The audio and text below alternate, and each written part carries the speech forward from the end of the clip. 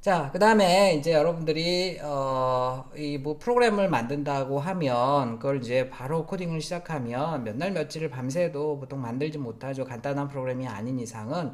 그래서 보통은 끄적끄적 거려봅니다. 예를 들어서 테트리스 게임을 만들어라 라고 얘기하면, 이제 글을 쓰겠죠. 아, 테트리스 게임이라는 것은 어떤 주어진 환경, 이렇게 어떤 블럭, 이렇게 환경에서 뭐 몇 개의 블럭이 이렇게 생겼는데 얘네들이 쭉 위에서 아래로 떨어지고 그 다음에 나는 그거를 방향키들을 이용해서 위아래 옆으로 이렇게 할 수 있고 밑으로 떨어뜨릴 수도 있다. 근데 이제 그 한 줄이 다 이렇게 다 메꿔지면 그 한 줄은 없어지고 위에 블록들이 밑으로 내려온다. 이렇게 해서 이제 쭉 하는 거고 위에 제일 끝까지 도달하면 그 게임은 끝난다. 이렇게 이제 쓸 거 아니에요. 글을 쭉 쓸 겁니다. 자, 그래서 이제 이렇게 내가 만들려고 하는 게 이런 거야 라고 해서 다른 사람한테 보여주면 이게 이제 글에 대한 이해도도 다르고 잘 이해 못하는 경우가 많습니다. 자, 그래서 글보다는 이제 그림을 그리겠죠. 그 그림을 그리는 언어가 Unified Modeling Language가 되겠습니다. 줄여서 UML이라고 얘기하고요. 여러분들이 어떠한 객체 지향 언어, 예를 들어서 C++, C#, Java, 뭐 예를 들어서 이런 언어들을 가지고 뭐 프로그램을 만들잖아요. 그러면 바로 만드는 게 아니에요. 객체 지향 언어를 쓰는 경우는 보통은 이제 큰 프로젝트들을 경우가 많기 때문에 혼자 개발하는 경우도 아니고요.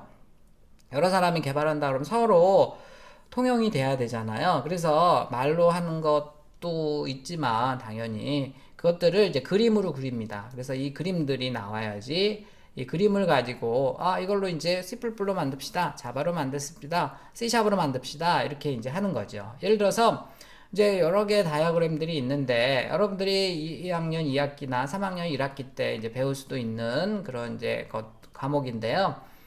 시스템 분석 설계라는 과목에서 이런 것들을 주로 많이 해요. 근데 이제 제일 힘들어하는 과목 중에 하나죠. 자, 그 이 많은 그림 중에 제일 간단한 그림이 클래스 다이어그램이에요. 클래스 다이어그램. 그래서 클래스 다이어그램이라고 해서 뒤에 나오지만 이렇게 세 칸을 해서 여기다가 이제 클래스 뭐 이렇게 쓰는 게 있거든요. 멤버 변수, 멤버 함수. 그래서 이제 클래스 다이어그램만 딱 그려지면 이 클래스가 어떻게 생긴 애구나 라고 알 수 있어요. 그래서 그거를 C++로 만들어 주세요, 자바로 만들어 주세요, C샵으로 만들어 주세요 하게 되면 이제 바로 만들 수 있게 되는 거거든요. 그래서 클래스 다이어그램 정도는 그려보도록 할게요. 이런 로고가 있으면 클래스 다이어그램을 그리나 보다 라고 생각을 하면 되겠습니다. 자, 클래스 다이어그램을 그려볼게요. 자동차 클래스. 자, 이렇게 세 개 네모를 한 다음에 제일 위에다는 클래스 이름을 씁니다. 자, 그 다음에 여기에다는 이 자동차를 특징 지어줄 수 있는 특성인 변수를 쓰게 돼 있어요. 보통 멤버 변수라고 합니다. C++에서는. 다른 언어에서는 필드나 뭐 이런 용어를 쓰고요. 자바나 C샵에서는 필드라고 그래요. 필드. 그 다음에 이제 여기를 처리하는 동작을 행위, 멤버 함수라고 얘기합니다. 멤버 함수.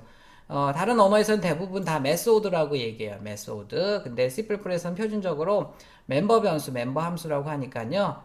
그렇게 세 칸을 그리고 옆에다가 멤버 변수, 멤버 함수라고 쓰세요. 여러분들도.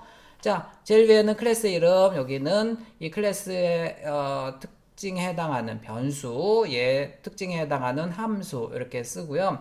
자, 그러면 자동차의 특징을 지어줄 수 있는 애들이 문, 핸들, 바퀴, 의자, 그다음 행위는 움직인다, 정차한다, 감속한다, 뭐 이렇게 이제 제가 써놨는데 사실은 이 자동차 클래스도요, 많은 종류의 자동차 클래스가 만들어질 수 있어요. 자, 관심 있는 사람이 누구냐에 따라서 자동차 클래스가 여러 개가 만들어질 수 있다는 거죠. 예를 들어서 내가 자동차 딜러, 자동차를 파는 판매사원 입장에서 자동차를 생각할 때 중요한 특성은 뭐가 있냐면요. 뭐가 있을까요? 가격이 중요할 거고, 연식이 중요할 거고, 뭐 제조사도 중요할 거고, 그 다음에 나에게 얼마나 이윤이 남는지, 뭐 이런 것들도 중요하겠죠. 이제 이런 게 그 자동차를 파는 판매 사원의 입장에서 보면 중요한 특성이 되겠고요. 자, 그 다음에 여기에다가 이제 그 행위는 뭐가 있을까요? 가격이 있었으니까 가격을 입력하다, 가격을 깎다, 가격을 뭐 저기 하다, 내가 이윤을 많이 남긴다, 뭐 아니면 뭐 이런 것들, 시승을 시켜줘 본다, 뭐 이런 것들이 이제 자동차 그 딜러, 자동차 판매 사원 입장에서 보는 자동차 클래스가 됩니다. 자, 같은 자동차지만 요번에는 이제 그 엔지니어, 메케닉 그 자동차 수리하는 분이 생각할 때 자동차 클래스를 설계한다 그러면 그분은 뭐가 되겠어요? 뭐 연식이 중요하고 그 다음에 모델이 중요하고 그 다음에 뭐 또 뭐 부품들 이런 것들이 중요하겠죠. 그래서 이제 그런 것들이 멤버 변수에 들어가고 여기에서 이제 그 수리할 때 필요한 여러 가지 행위들을 여기다가 이제 되는 거죠. 뭘 테스트해봐서 뭐 불이 들어오는지 확인한다라든지 이런 행위들이 들어갈 겁니다. 그래서 같은 경우에 어떤 클래스의 경우에도요, 누가 사용하는 거냐에 따라서 굉장히 이 멤버 변수와 멤버 함수는 달라질 수 있습니다. 자의적으로 여러분들 해석을 해서 하면 되겠고요. 자, 역시 이것도 여러분들이 직접 이렇게 그려서 같이 아까 거와 같이 해서 사진을 찍어서 워드나 한글에다 넣어서 지출을 하는 겁니다.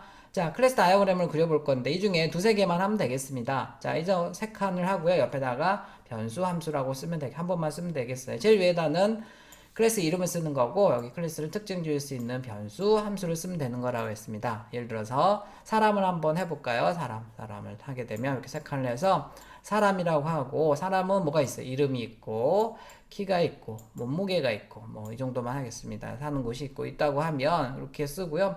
그 다음에 여기 지금 이름을 입력하다. 그 다음에 이름을 뭐 변경하다 이런 것도 이름을 알아내다 하는 것도 있을 테고 나이 1년이 넘어가면 1년이 지나면 나이를 한 살 더 먹는다 라고 얘기한다든지 아니면 뭐 수업 시간에 열심히 듣는다, 수업 시간에 잔다 뭐 이런 것도 이제 사람에 대한 특징 멤버 함수가 되겠죠.